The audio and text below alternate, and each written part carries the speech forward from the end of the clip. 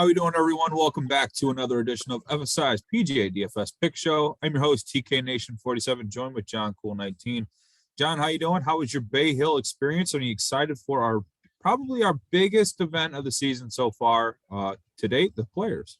Yeah, certainly. I would say it's the biggest, especially with the prize pool. We're looking at over 3 million for first place this week, over 8 million, I believe, in total prize pool. So, yeah, Bay Hill was rough. I had tons of 6 out of 6 lines.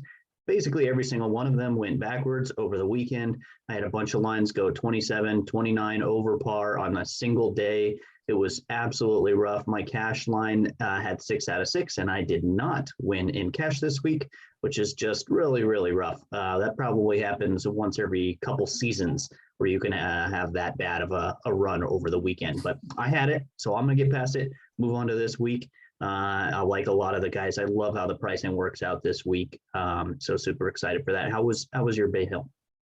Bay Hill was fun to watch in ways. Like, I enjoyed the Sunday alternate, leaderboards going on. We had, basically like 6-7 different guys just alternating 1 through 3. I thought that was really fun to watch, but as far as like a DFS standpoint, not much to really go on. I felt like if you had guys make the cut, you were penalized, and that's never fun for DFS.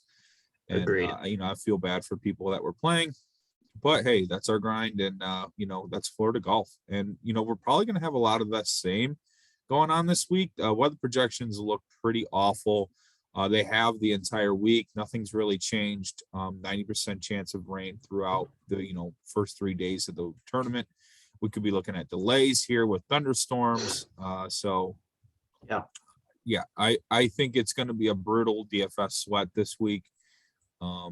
I really, it's hard to get excited for the Players Championship when you got not only a tough course but tough conditions. But go ahead and break down the event, break down the course itself, and we'll worry about the weather when we get there, right?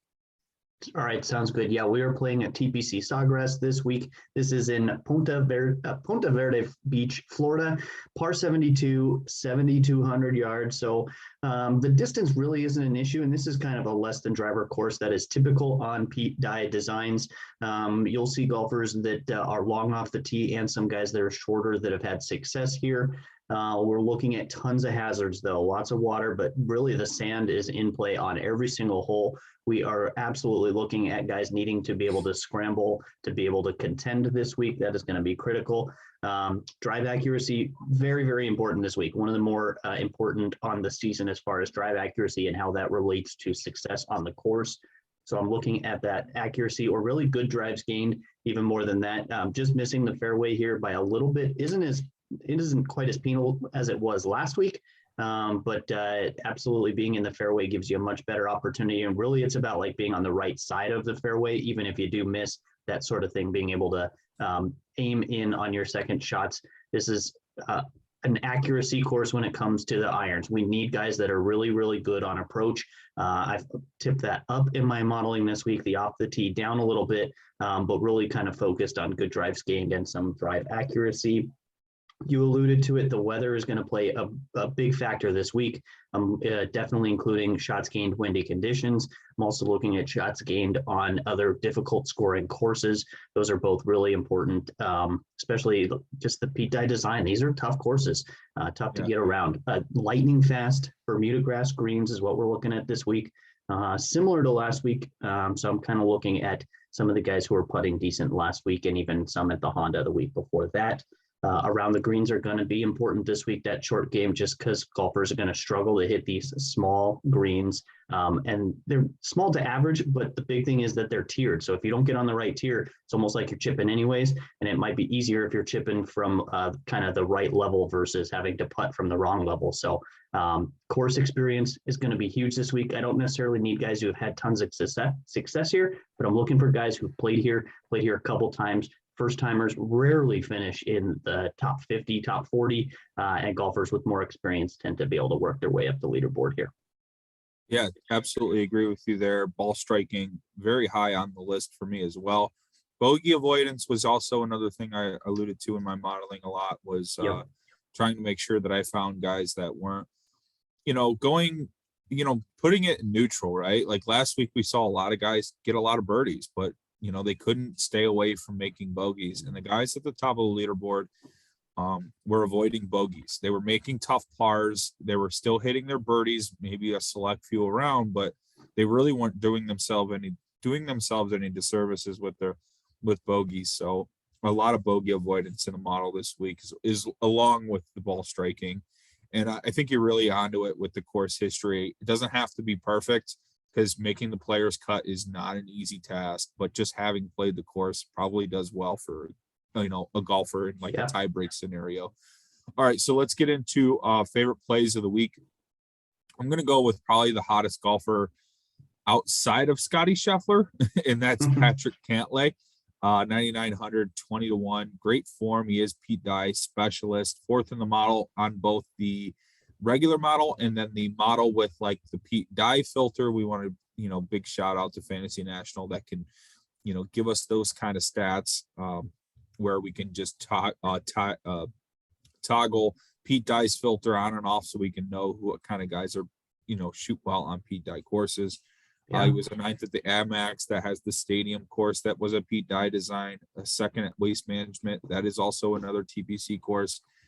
He's first in par 5 scoring, second in bogey avoidance, eighth in ball striking. Patrick Cantlay, really strong bet at 20-1. If you can get boosted odds on him, I would do so.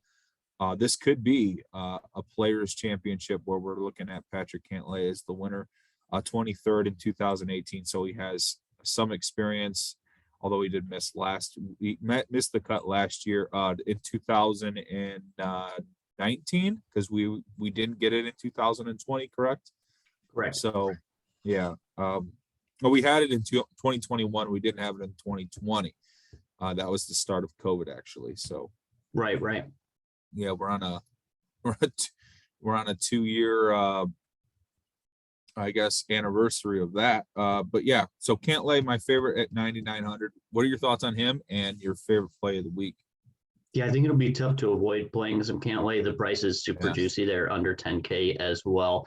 You alluded to it a little bit. So yeah, they played this course in 2019. They moved it for the first time into March. It was typically played in May. The course is much softer, a bit easier scoring, but I don't think we're going to see that this week with the weather. But certainly golfers who've done well the last 2 years, I think have a leg up on guys who maybe played well here 4, 5, 6 years ago. So I say the last 2 years, that's 2019 and 2021, the last two times they played here. But because of both those times being in March, different conditions, much softer, a lot more forgiving when it comes to approach shots, and really even running through the fairways was an issue in previous years because it got so dry. So we'll see that quite a bit. Colin Morikawa is going to be my favorite here. 10-7 on DraftKings. I think the price it's fine. It's not awesome. A couple guys priced above him in Rom and JT, I believe, at 16-1 odds. I do like that if you're starting off your betting card. He's only played 2 events in the U.S. this year. He was 5th at the Tournament of Champions, 2nd place at the Genesis. So the form is good. He doesn't have as many events up high on the leaderboard like Cantlay, but he's playing excellent golf in the events he has played. Over his last 10 events, he has 6 top 5s. That is just fantastic for Colin Morikawa, one of my favorite guys to play in DraftKings. But I'm looking at a couple things specifically with him when it comes to playing in difficult scoring conditions. He is 2nd overall in this field the last 50 rounds there. And then the stats, 2nd in approach, 2nd in ball striking, 6th in good drives gained, 3rd tee to green. He is top 10 also on par 5 scoring, which on this course, you absolutely need to find some areas to hit some birdies. The par 5s are that opportunity. They're really like it's crazy. They're very high on the birdie percentage, these par 5s, but they're also really high on the bogey or worse percentage. So it's like risk reward. Colin Morikawa, those irons are just deadly. I think he's got a great chance on those par 5s to move up this leaderboard. He played here last year, was his only time at TPC Sawgrass. He finished 41st. Not bad, but the issue for him that week was a terrible short game. He was just losing strokes around the green and putting, which we know he's not a good putter, but he gained 4.6 strokes tee to green when he played here and finished 41st. I see him definitely gaining a similar number tee to green if he can just clean up that short game. He is definitely a contender this week. Absolutely, and some of the best form in the world. Colin Morikawa is a very hot pick this week as far as betting goes. I Sure. believe it is bet 365 has a boosted, 18 to 1 on him. So you can get a nice number there. I love Morikawa this week. I think he is, just like a little bit of a better version than JT, although JT's won this course. But as far as someone that can do the things JT does, but better, you would probably think Morikawa with the way that he's won 2 majors and everything. So yeah, I like him as well. We're moving on to some value plays. There are quite a few of them this week, and they may not be necessarily in the 7K or 6K range. I'll let you handle that portion of value this week. But for 2 guys here in the 7K range, I like Sam Burns at 7,900. He's a great course fit. He played it last year. I believe he missed the cut pretty badly too. But, since the swing season and then into this season, Sam Burns has really made himself, a winner in Florida at the Valspar, I believe, last year. I'm pretty sure. Or did he win Honda? No, not Honda. Valspar sounds right. I think it might have been Valspar. Yeah. So he has the great Bermuda, Florida track record. Last week, he really came back into form with a 9th place finish, 3.7 strokes gained on the approach. The ball striking came back. He was 6th in the field in putting, 12th in bogey avoidance, 30th in ball striking, and he's actually surprisingly pretty good on 3-putt avoidance, which is something I factored into the modeling a little bit. Guys that avoid 3 putts, as you alluded to in the course breakdown, there are some different levels of these greens. They're pretty small, but they can be really slippery and fast. Although the weather conditions probably, take that out of the equation this week with how much rain we're expecting.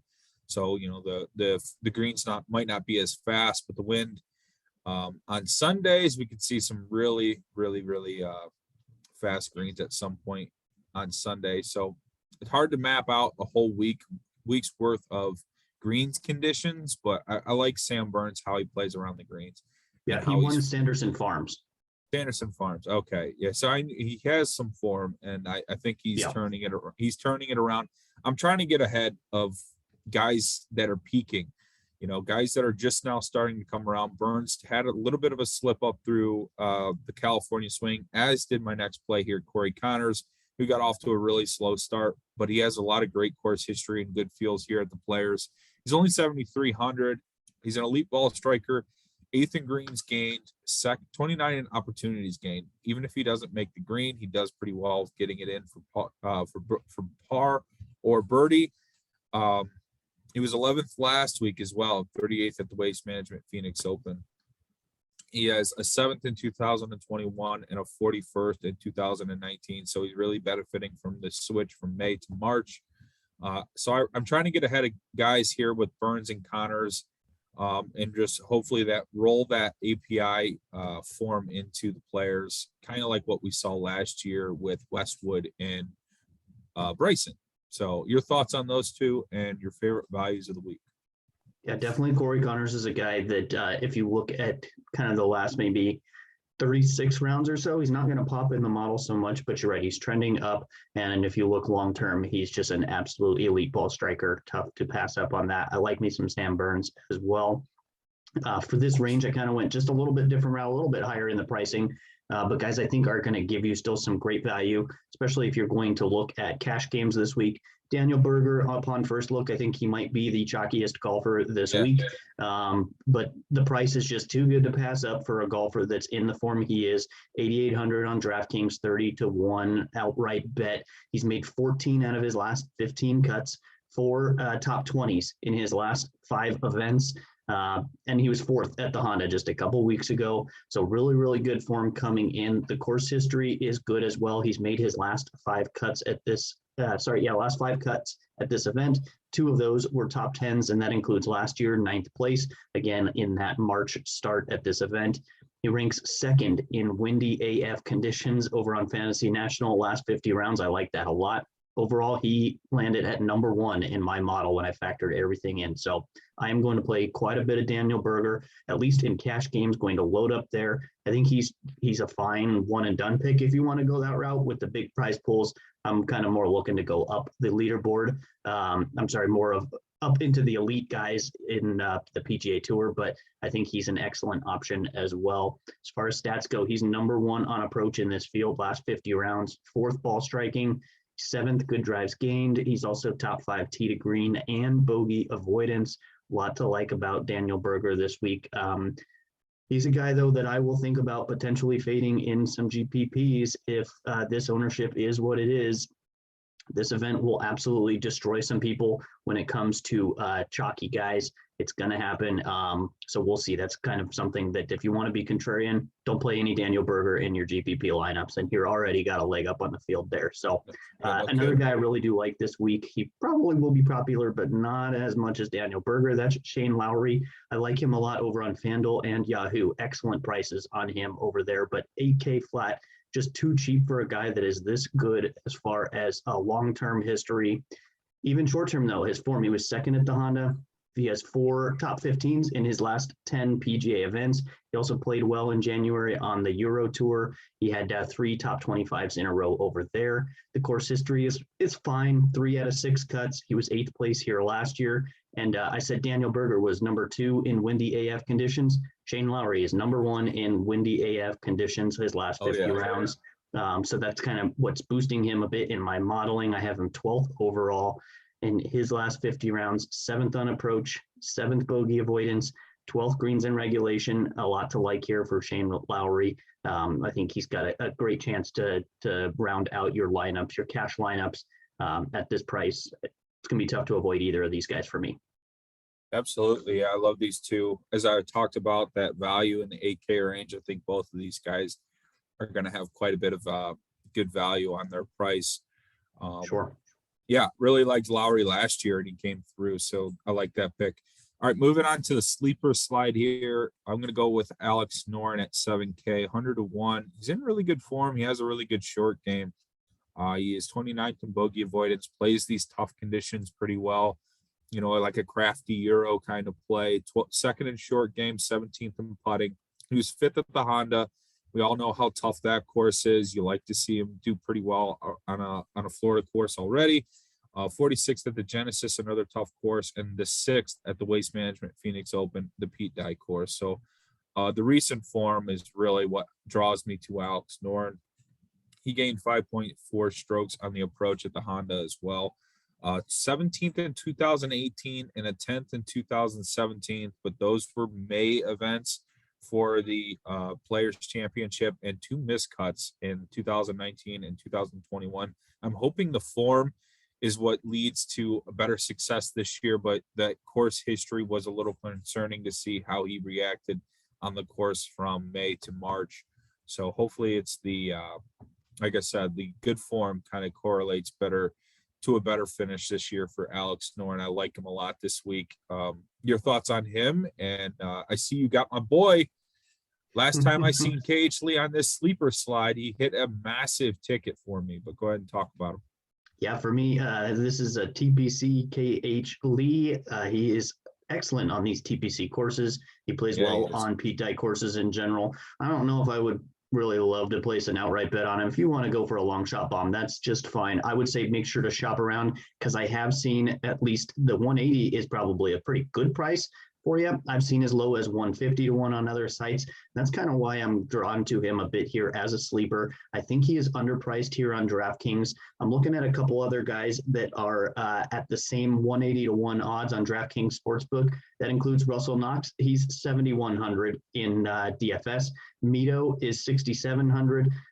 Luke List, 7,200. EVR, 7,100. These are all guys that are the exact same price. The outright bet at the 180 to 1. All of them much more over on their DraftKings pricing. So I like that quite a bit. I think you find some value there. He played this course last year, finished 41st. That's nothing too special, but at least he got to play it once and played it decently, got 4 rounds in March. I like that. He's above average in ball striking, tee to green, fairways gained, and bogey avoidance. He's not going to blow up your model with a bunch of top 10s or top 5s in any of those stats, but above average in a lot of the stats I'm looking at are important to me. And then the form, he's quietly been playing well. He made his last 10 cuts, and 3 of those were top 25 finishes. So I do like KH Lee quite a bit. And if it rings true, TPC courses, TPC KH Lee, he is set to have another good week here. 6,300, I think it really helps your lineups. You can fit in a couple studs if you can get a couple guys down in the 6K range. Absolutely. Definitely going to play KH Lee. I have to. He's my boy. All right, let's move it on into the one and done slide here. Sanjay M did okay for me last week, but a couple of bogeys down the stretch really cut some losses for me. But I don't think too many guys had Scheffler. I don't know. It was kind of just like a stalling point for me on one and done. But I'm going with Brooks Koepka this week. This is the largest purse we've seen in PGA Tour history. Part of me believes it's enough motivation for Brooks Koepka to make a charge. You know how we are with Brooks. If it's not a major, he doesn't care. But, hey, who's going to try not to win $3.6 million, right? This is major money. This is huge money. And Brooks, a Florida guy, nothing on the model is going to jump off the page at you, but he did finish like a backdoor 16 at the Honda. The irons are there, 3.3 on the approach, and he finished third at Waste Management, a Pete Dye course. Waste Management, another good comp course, definitely. Yeah. In 2018, he had an 11th, and in 2017, he had a 16th. So he knows the course. He's got plenty of history here. He did not play until 2021 because of an injury. So it's been a while since he's seen the course, but hey, I mean, it's Brooks Koepka. It's big money. I'm not like a huge Brooksy guy, so it would be cool to see him come through for me and bring home 3.6. That would be massive, especially for the position I'm in 589th place. If I win 3.6, I could be locked in the money for the whole year. So I'm really hoping Brooks can go in and get me a win here. Your thoughts on him and your one and done? Yeah, well, my first thought was to just tail whoever you pick because you have been playing a lot better. Sungjae Im had a much better week when Killer Keith Mitchell did not. Although Keith Mitchell had a fantastic first 2 days, he was doing just fine. Really, day 1 was great. Day 2 was just made the cut, and then the weekend was absolute disaster for him, as well as my one and done. I've made quite a few cuts here, but keep going backwards in the standings for now. I am going with my boy COLLIN MORIKAWA to win this week. I think he's got an excellent chance to do so. I think he'll probably be maybe like top 2 or 3 guys owned in this one and done competition. Brooks probably more like 5, 6, 7. I'm guessing somewhere in that range. So you've got a little more leverage, but I'm not looking for any leverage right now. I'm looking for just a spike here for COLLIN. Yep. If you're tail Brooks. but yeah, I like me some COLLIN. That's just been some bad luck run for you this year. John did awesome last year. Can't reiterate that enough.